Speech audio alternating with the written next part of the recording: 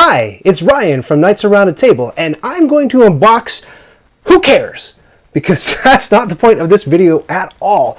I don't know what you're seeing now. Maybe the quality looks a little bit different from what you're used to when you're watching stuff on my channel. But this is very, very exciting and very scary and nerve-wracking for me, because the point of this video is for me to try out a couple of new pieces of gear that I picked up that will enable me to go live to tape, which is a TV term that means, you know, it's not live to air, but you're doing it and you're switching cameras on the fly, and that's all getting recorded by my hard drive in my laptop. Usually the way I make these videos, these unboxing videos, is I have my overhead camera and I have my Ryan camera, and they're recording to two different cards, and then I take the stuff and I import it and I bring it into Premiere and I painstakingly cut it all together, and it takes hours. I mean, if you knew how much editing that I did on my stuff and how long it takes me, you would be aghast. Probably aghast. It's more than it should be. So this is why I got a few new pieces of gear, because I'm able to do this stuff just talking right at you. And then if I want to switch cameras, check this out. I push a button, and there's the overhead camera, and then I'll go back and there's the Ryan camera. So that's how I'm gonna try to do it. The logo just popped up. I just noticed. I'm working on it. I'm working on it. This is my very first time. If you'll allow me to suck at something, I really appreciate it. It might suck for a little bit, and then it'll get super good. So how did I do all this, you ask? How did this marvelous technology come to be? Well, it's thanks to my amazing patrons who over the past year have been chucking money at me, which I've stored up, and I've used it to buy a couple of other pieces of equipment. More stuff on the way. I've got a very cool camera coming, and a very special thing. Now, the person who drove me to do all of this is a fellow named Rado. You may have heard of, you may not. Do I have a picture of Rado? I think, yeah, that's him. So Rado encouraged me to get more equipment. There's the logo again. Hey, why don't we just show the logo again? Rado encouraged me. Rado's a backer too on Patreon, and I really appreciate his support as well as everybody else's. But he encouraged me to get a setup like this because he has something similar, and it enables him to do live to tape run-throughs with absolutely no editing, which is wonderful. And what this will allow me to do in the near future is to actually be able to do some, live streaming of gameplays. You might have seen a couple of videos that I did with Rado where my camera would shut off every 12 minutes.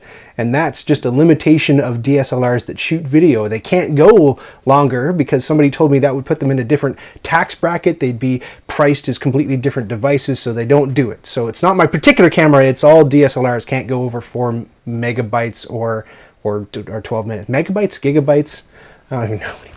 I have no idea what I'm doing. If that wasn't obvious earlier. What are we doing? Are we going to try to unbox this thing? I think we are. Oh, but I was going to say, I've got other pieces of equipment coming, and I've got something fancy that even Rado himself doesn't have. So as of now, I'm switching using this little number pad that's sort of sitting to the side of me. Here's what it looks like, an external number pad. But I got something more slick on the way that I'll show you later. And I also have, this at Rado's suggestion, a webcam on the way. That shoots straight down, and I'm able to punch a bunch of keys and have it zoom in to different parts of the board, just like Rado. Isn't that exciting? Now, it's impossible these days in the era of the pandemic. See, I normally would have edited that flub out. In the era of the pandemic, it's impossible to actually get a webcam. They're sold out across the board. The good ones are anyway, so I have to wait quite a long time in order for that to arrive. I thought I would do a trial run with this crazy gear anyway. So this is Scythe, the Wind Gambit, and it makes me sad because just before the pandemic hit and everything was shut down here in Ontario, I've been playing Scythe with my dear friends Derek and Emily, and we started into the Rise of Fenris campaign, which is a story-based campaign you go through in steps that you add to your Scythe game. Super excited, and you don't need to have the Wind Gambit, but I'm slowly putting together all the different pieces that I would normally have if I were to have backed the original at 80,000 bucks or whatever it cost. So I'm slowly buying the extra cards and the metal coins and actual human Russians to put on the board. It's fine. There's stuff, the taxidermied, but oh, that's another thing I should mention. The pause. I can't do the pause anymore. When I do these videos, if you see a little blip, a little edit, it's sometimes because I've edited it out but many times it's because I haven't even thought about what I'm going to say next. So I'll say to the camera, the interesting thing is, and then I'll go,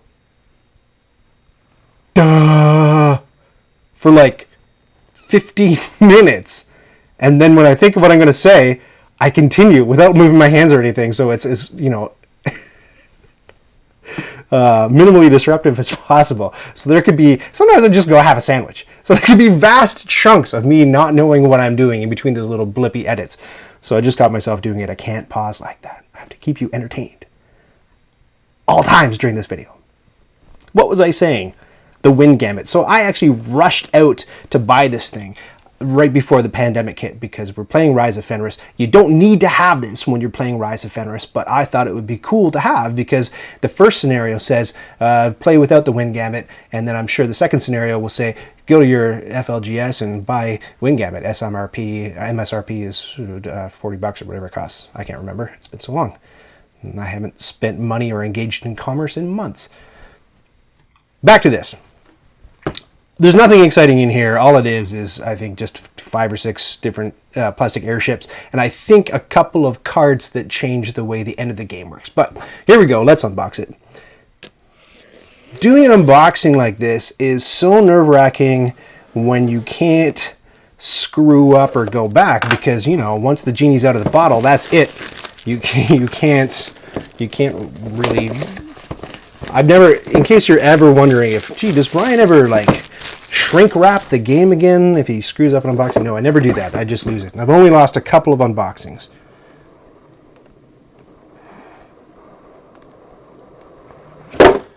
Silent but deadly. Box fartometer 0. Oh wow, they're much larger than I expected them to be. Why don't I show you? Much bigger ships than I thought they would be. So let me dump them all out because I think that's what's... Oh, and I didn't expect card either. Oh, and I didn't expect cards either. Oh, plastic bag. What's going on? This is more than I thought it would be. Here we go.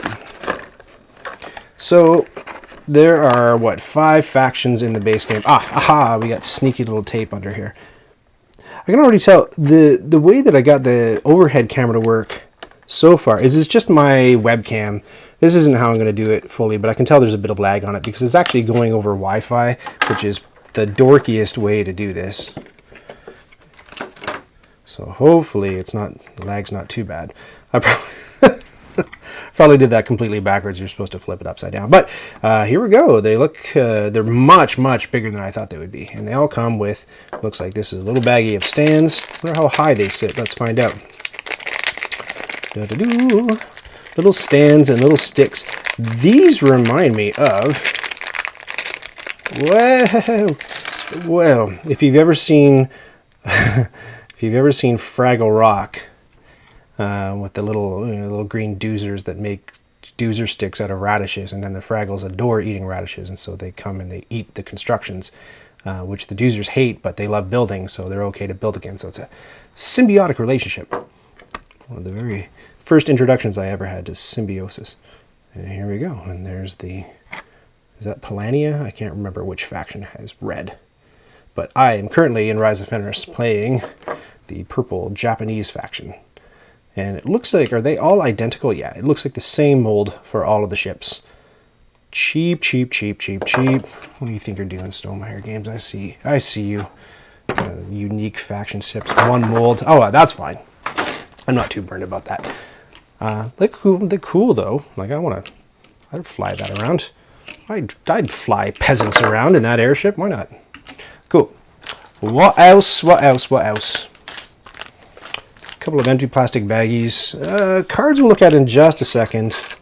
But I'm interested to see what this stock is. Oh, wow. So, some of the famous Mr. Werewolf art on which the game was based.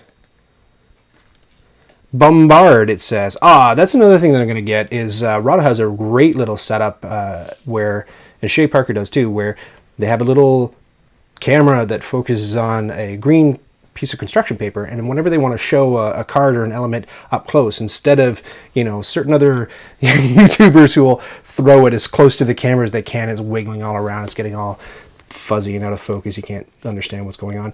They'll put that down on the green screen sheet and it'll pop right up in front of the view and you can see it much more closely. I think that's a brilliant solution and I'm working on it. It's coming. So let me read this to you anyway. Bombard, before you engage in combat on your airship's territory, you may pay 1, 2, or 3 resources from this airship to reduce your opponent's power by 1, 2, 3. So the airships can carry stuff around and they can affect combat. That's pretty cool. It's pretty exciting. More lovely artwork.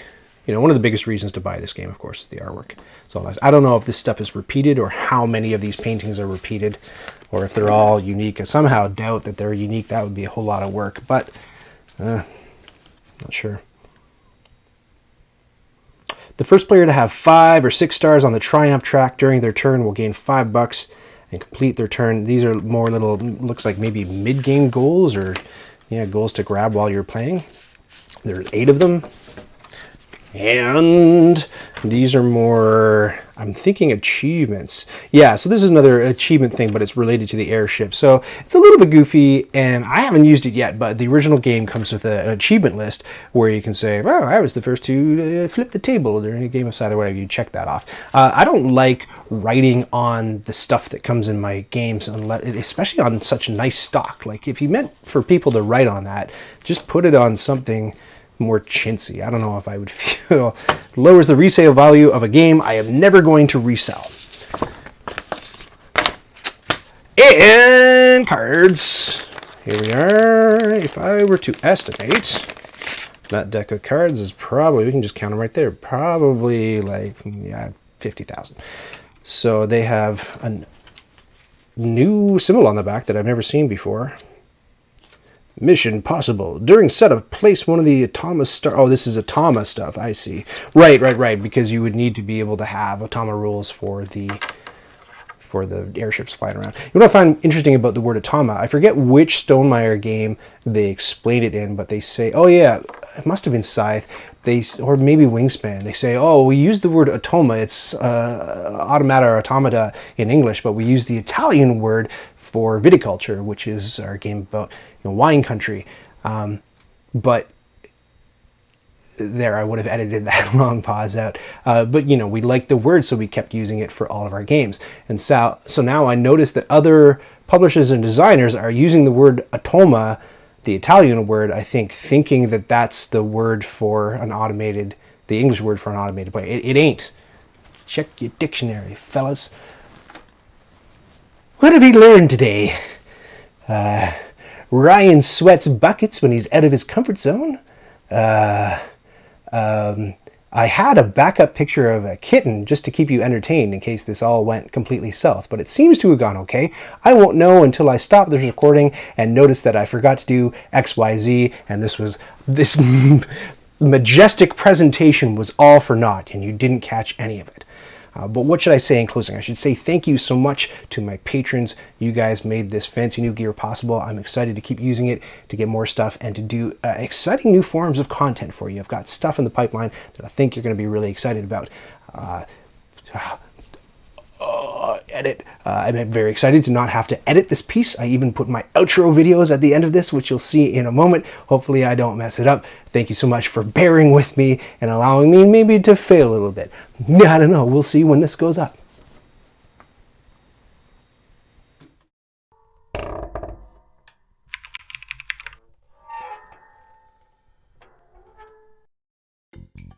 Did you just watch that whole thing? Oh, hey, to 100% this video, click the badge to subscribe and then click the bell to get notifications when I've got new stuff.